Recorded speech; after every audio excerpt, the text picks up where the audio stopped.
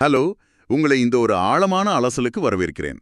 அதாவது உங்களுக்கு எப்போவாவது கோபம் எல்லை மீறி போய் கத்தி தீர்த்த பிறகு நான் ஏன் இப்படி நடந்து கொண்டேன் அப்படின்னு குற்ற உணர்ச்சியில தவிச்சிருக்கீங்களா? ம், கண்டிப்பா.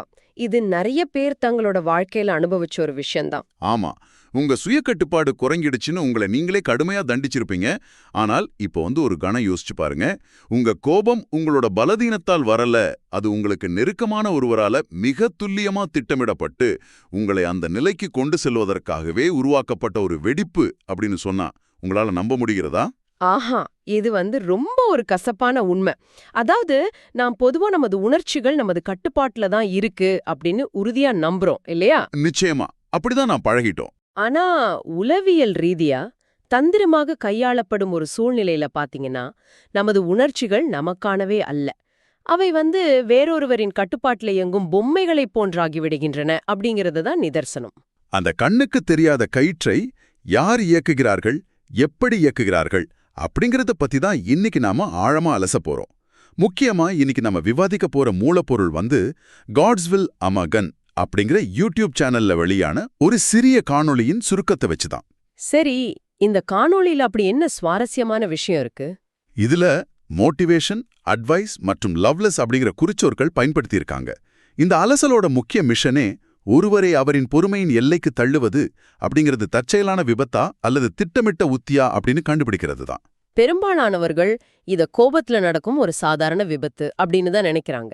ஏன்னா அதுதான் மனித இயல்பு. ஆமா, நாம எப்பவுமே மத்தவங்களை நல்லவங்களா தானே நினைப்போம். கண்டிப்பா. நாம் மற்றவர்களிடமும் நம்மைப் போலவே இரக்கமும் நியாய உணர்வும் இருக்கும்னு நம்புறோம். யாராவது ஒரு வார்த்தைய தவறாக சொல்லிட்டா கூட அவர்கள் ஏதோ வேலைப்பழுவால மன அழுத்தத்துல இருந்திருப்பாங்க, அதனாலதான் கோவத்துல அப்படி சொல்லிட்டாங்க அப்படின்னு நாமே அவங்களுக்கு ஒரு நியாயத்தை கற்பிச்சுக்கிறோம். எக்ஸாக்ட்லி, நாமே அவங்களுக்கு ஒரு சப்பக்கட்டு கட்டுவோம். ஆமா. ஆனா இந்த சூழ்ச்சியாளர்கள், அதாவது மேனிபுலேட்டர்ஸ், உலகம் வேறு விதமா இயங்குது. இந்த மூலப்பொருள் தெளிவா சொல்றது என்னன்னா, ஒருவரை எல்லைக்கு தள்ளுவது என்பது ஒருபோதும் விபத்து கிடையாது. அது உங்களை உடைப்பதற்காகவே மிக கவனமாக வடிவமைக்கப்பட்ட ஒரு உத்தி. சரி, இத கொஞ்சம் விரிவாக பார்ப்போம். இது எனக்கு ஒரு கணினி அமைப்பை ஹேக்கர்கள் எப்படி தாக்குகிறார்கள் அப்படிங்கறத நினைவூட்டுது. ஒரு திறமையான ஹேக்கர் நேரடியாக ஒரு பெரிய சுத்தியலை எடுத்து கணினியை உடைக்க மாட்டான் இல்லையா? ஆமா, அது ரொம்ப முற்றம் தனுமா இருக்கும். உடனே மாட்டிக்கிடுவாங்க. சரியா சொன்னீங்க. அதற்கு பதிலா அவர்கள் மிகச் சிறிய, கண்ணுக்கு தெரியாத குறியீடுகளை உள்ள அனுப்புவாங்க. அமைப்பின் ஒவ்வொரு பாதுகாப்பு அடுக்கையும் மெதுவா தட்டி பார்ப்பாங்க. ஒரு சிறிய வைரஸ் அனுப்பி ஃபயர்வால் எப்படி செயல்படுதுன்னு கவனிப்பாங்க. ரொம்ப சரியான ஒரு ஒப்புமை இது. எங்கு பலமீனம் இருக்கு, எந்த இடத்துல சிறு அழுத்தம் கொடுத்தா அந்த ஒட்டுமொத்த அமைப்பும் செயலிழக்கும் அப்படின்னு பல நாட்களா ஆராய்வாங்க. எதிராளியை தந்திரமாக ஒரு மூலையில சிக்க வைத்து அவர்களை தவறான நகர்வு எடுக்கச் செய்வது போல ஒரு செஸ் விளையாட்டு மாதிரி இருக்கு இது. உறவுகள்ல நடக்கும் இந்த உணர்வுபூர்வமான துஷ்பிரயோகமும் அப்படித்தானே இருக்கு. இங்க ஆச்சரியமான விஷயம் என்னவென்றால், அந்த ஹேக்கரை போலவே இந்த சூழ்ச்சியாளர்களும் உங்களின் மென்பொருளே, அதாவது உங்கள் மனதிலேயே நன்கு படிச்சு வச்சிருப்பாங்க. உணர்வுபூர்வமான துஷ்பிரயோகம் என்பது கோபத்தில் தற்செயலாக நடக்கும் ஒன்றல்ல. எடுத்த உடனே யாரும் பெரிய வன்முறையில் இறங்குவதில்லை. ஆமா, அது ரொம்ப வெளிப்படையா தெரிஞ்சிரும். அதனால மெதுவா ஆரம்பிப்பாங்க. கரெக்ட். அதனால அவர்கள் உங்களை எப்போதெல்லாம் சீண்டலாம், எந்த வார்த்தையை பயன்படுத்தினா உங்களுக்கு பழைய காயங்கள் வலிக்கும், எப்படிப்பட்ட ஒரு பார்வையை வீசினா நீங்கள் நிலை குலைந்து போவீர்கள் அப்படிங்கிறது அவங்களுக்கு அத்துப்படி. இதை உளவியல்ல நுண் தாக்குதல்கள் அப்படின்னு கூறுவார்கள். நுண் தாக்குதல்கள், அதாவது கண்ணுக்கு தெரியாத சின்ன சின்ன காயங்கள். ரொம்ப முக்கியமான வாய் அது. இதுதான் ஒட்டுமொட்ட தந்திரத்தோட மையமே. ஆமா, தினசரி வாழ்க்கையில நடக்கும் ஒரு சிறிய புறக்கணிப்பு, நீங்க பேசும்போது முகத்தை திருப்பிக் கொள்வது அல்லது உங்களின் திறமையை மற்றவர்கள் முன் கிண்டல் செய்வது, இது எல்லாமே அந்த ஹேக்கர் அனுப்பும் சிறு சிறு வைரஸ்கள் தான். உங்களின் உணர்ச்சி கட்டுப்பாட்டு அமைப்பு எப்போது செயலிழக்கும் அப்படின்னு அவர்கள் காத்துக்கொண்டிருக்கிறாங்க. ஒரு நிமிஷம், இங்கதான் விஷயம் மிகவும் சுவாரஸ்யமாகுது. ஹேக்கர் அமைப்பை முடக்குவது, அதை கட்டுப்பாட்டிற்குள் கொண்டு வர. ஆனா அந்த வீடியோவில் உள்ள ஒரு வரி என்னை ரொம்பவே சிந்திக்க வச்சது. அவர்கள் உங்களை தூண்டி காயப்படுத்தி நீங்கள் எதிர்வினை ஆற்றும் வரை தள்ளுகிறார்கள் அப்படின்னு அதுல சொல்லப்பட்டிருக்கு. ஆனா எனக்கு இங்க ஒரு மிகப்பெரிய முரண்பாடு தோணுது. ஒரு சூழ்ச்சியாளரின் நோக்கம் உங்களை காயப்படுத்துவது மட்டும்தான் என்றால், அவர்கள் உங்களை ஒரு கூர்மையான வார்த்தையால் காயப்படுத்திய உடனே அவர்கள் வேலை முடிஞ்சது அப்படின்னு போய்விடலாமே. அவர்கள் ஏன் அந்த நபரின் எதிர்வினைக்காக காத்திருக்க வேண்டும்? இது ஒரு முக்கியமான கேள்வியை எழுப்புது. நீங்க கத்தணும், அழணும் அப்படின்னு ஏன் அவ்வளவு தாகத்தோட அவங்க காத்திருக்கிறார்கள்? இங்குதான் இந்த விளையாட்டின் உண்மையான உளவியல் இருள் வெளிப்படுது அப்படின்னு சொல்லலாம். காயப்படுத்துவது என்பது அவர்களின் இறுதி நோக்கமே அல்ல. அது வெறும் முதல் படி. உங்களை தூண்டுவதற்கான ஒரு கருவி மட்டும்தான். அப்ப அவங்களுக்கு அதுல என்னதான் லாபம்? வேற என்ன நோக்கம் இருக்கு? கேட்பவரின் எதிர்வினை, அதாவது ரியாக்ஷன் தான் அந்த சூழ்ச்சியாளருக்கு தேவையான அடுத்த கட்ட ஆயுதம். உளவியல்ல இத நார்சிசிஸ்டிக் சப்ளை அப்படின்னு சொல்வாங்க. அதாவது ஆதிக்க பசிக்கான உளவியல் எரிபொருள். ஆதிக்க பசி கேட்கவே ரொம்ப பயமா இருக்கே. ஆமா, இப்படிப்பட்ட சூழ்ச்சியாளர்களுக்குள் ஆழமான ஒரு பாதுகாப்பற்ற தன்மையும் ஒரு வெற்றிடமும் இருக்கும். தங்களுக்கு அதிகாரமும் கட்டுப்பாடும் இருக்கு அப்படிங்கறத அவர்கள் தொடர்ந்து உறுதிப்படுத்திக் கொண்டே இருக்க வேண்டும். நீங்கள் அமைதியாக இருந்தா அந்த அதிகாரம் அவர்களிடம் இருப்பதாக அவர்களுக்கு தோணாது. ஓஹோ, அப்ப நம்மளோட எமோஷன்ஸ் தான் அவங்களுக்கு தீனியா? எக்ஸாக்ட்லி.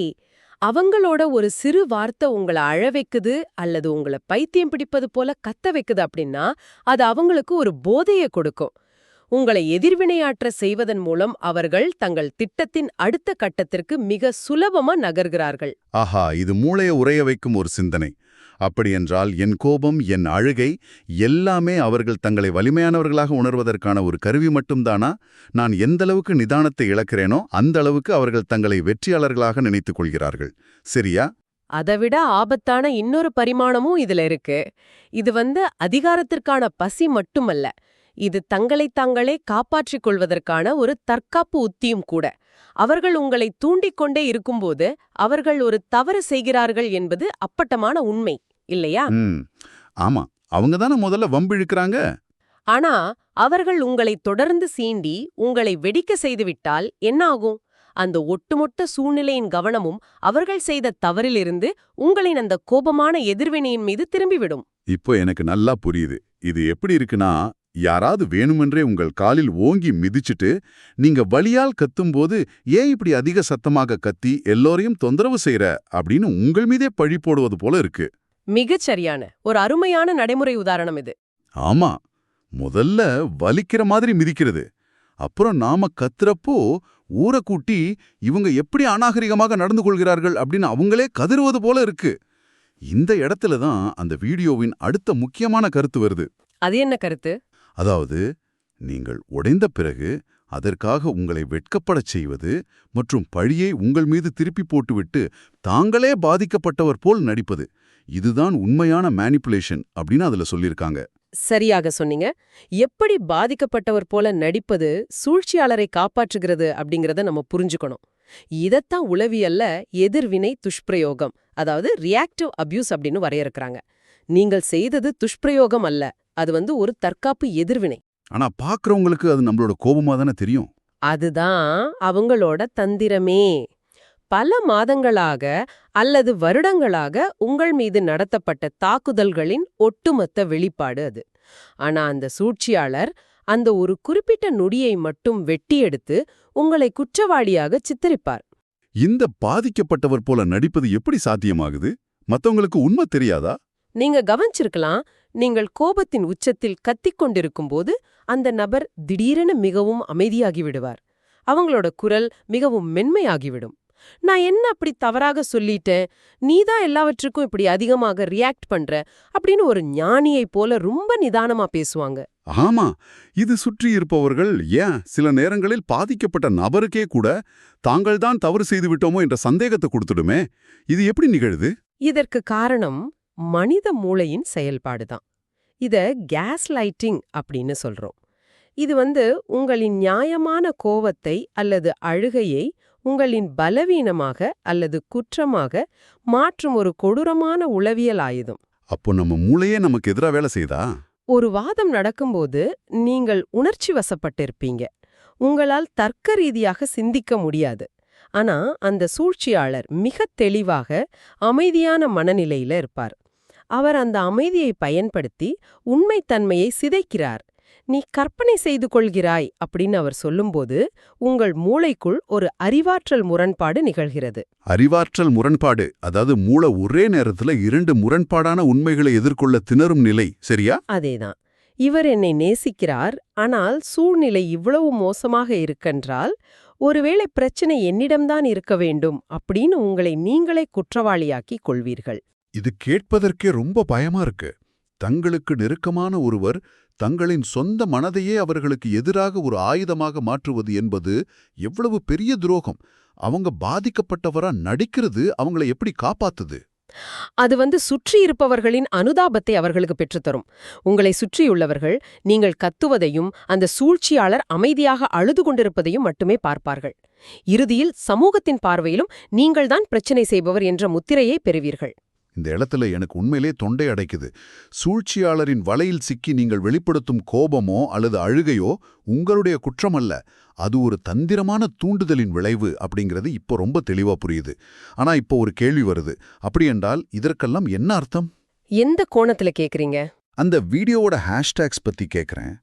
உணர்வுபூர்வமான துஷ்பிரயோகம் பற்றிய இவ்வளவு கனமான ஒரு பதிவு எப்படி ஒருவருக்கு ஊக்கம் அளிப்பதாக, அதாவது மோட்டிவேஷனாகவோ அல்லது ஆலோசனை வழங்குவதாகவோ இருக்க முடியும்? இது ஒரு பெரிய கண்ணோட்டத்துல பார்த்தா உங்களுக்கு புரியும். இந்த தந்திரங்களை புரிஞ்சு கொள்வதே ஒரு மிகப்பெரிய விடுதலையும் ஆலோசனையும் தான். அதாவது அந்த இருட்டை பத்தி தெரிஞ்சுக்கிறதே ஒரு வெளிச்சம்னு சொல்றீங்களா? கரெக்ட். ஒரு நபர் பல வருடங்களா தங்களுக்கு ஏதோ குணநலன் கோளாறு இருக்கு, தாங்கள் யாருடைய அன்புக்கும் தகுதியற்றவர்கள் அப்படின்னு நம்பியிருப்பாங்க. அப்படிப்பட்டவர்கள் இந்த உண்மையை உணரும்போது, நாம் பைத்தியம் அல்ல, இது நம்மீது நடத்தப்பட்ட ஒரு திட்டமிட்ட சூழ்ச்சி அப்படிங்கறது அவங்களுக்கு புரியும். ஹோ, இது நிஜமாவே ஒரு மிகப்பெரிய ஆசுவாசத்தை கொடுக்கும். ஆமா, இந்த உண்மையை உணர்வதே பாதிக்கப்பட்டவர்களுக்கு கிடைக்கும் ஆகச் சிறந்த ஊக்கம். பிரச்சனையின் வேர் தன்னிறம் இல்லை, தனக்கு வெளியே இருந்து ஒருவரால் திட்டமிட்டு தூண்டப்படுகிறது என்பதை அறிவதே குணமடைதலின் முதல் படி. ரொம்ப அருமையான விளக்கம். இதை விட சுருக்கமாகவும் தெளிவாகவும் இதை புரிந்து கொள்ள முடியாது. நாம இந்த அலசலின் இறுதிக்கட்டத்துக்கு வந்துட்டோம். ஒட்டுமொத்தமாக ஒரு சூழ்ச்சியாளரின் வலையில் சிக்கி நீங்கள் வெளிப்படுத்தும் கோபமோ அல்லது அழுகையோ உங்களுடைய குற்றம் அல்ல. அது ஒரு தந்திரமான தூண்டுதலின் இறுதி விளைவு என்பதை நீங்க எப்பவுமே நினைவில் வச்சுக்கணும். ஆமா, அறிவுதான் நீங்க மிகப்பெரிய ஆயுதம். அந்த வித்தை எப்படி செய்யப்படுகிறது என்று உங்களுக்கு தெரிந்துவிட்டால், அதன் பிறகு உங்களால் அதை ஒரு மேஜிக் என்று நம்பி ஏமாற முடியாது. உண்மைதான். விடைபெறுவதற்கு முன் நீங்கள் சுயமாக சிந்திப்பதற்காக ஒரு புதிய கேள்வியை நான் வீச விரும்புறேன். இந்த ஒட்டுமொத்த பேச்சிலும் நாம ஒரு விஷயத்தை பார்த்தோம். இந்த மொத்த சூழ்ச்சியும் திட்டமிட்டு உங்களை தூண்டி உங்களிடமிருந்து ஒரு எதிர்வனையை வாங்குவதை மட்டுமே நம்பியிருக்கிறது இல்லையா? ஆமா, அதுதான் அவங்களோட ஒரே உணவு. அப்படியென்றால் அவர்கள் உங்களை அந்த எல்லைக்கு தள்ளும் முன் நீங்கள் எந்த ஒரு எதிர்வினையும் காட்டாமல் முற்றிலும் உணர்ச்சியற்ற நிலையில் அமைதியாக அங்கிருந்து விலகிச் சென்றால் அந்த சூழ்ச்சியாளரின் தந்திரம் என்னவாகும்? ரொம்ப ஆழமான ஒரு கேள்வி இது. உங்களின் மௌனம் வெறும் அரணாக மட்டுமல்லாமல் அவங்களோட அந்த பிரம்மாண்டமான பொறி அவர்களுக்கு எப்படி சூனியமாக மாறும்? இந்த சிந்தனையோடு உங்களுக்கு நன்றி கூறி இந்த ஆழமான அலசலை நாங்க இனிதே நிறைவு செய்கிறோம். உங்கள் மனதின் அமைதியை யார் கைகளிலும் ஒப்படைக்காதீர்கள். மீண்டும் சந்திப்போம்.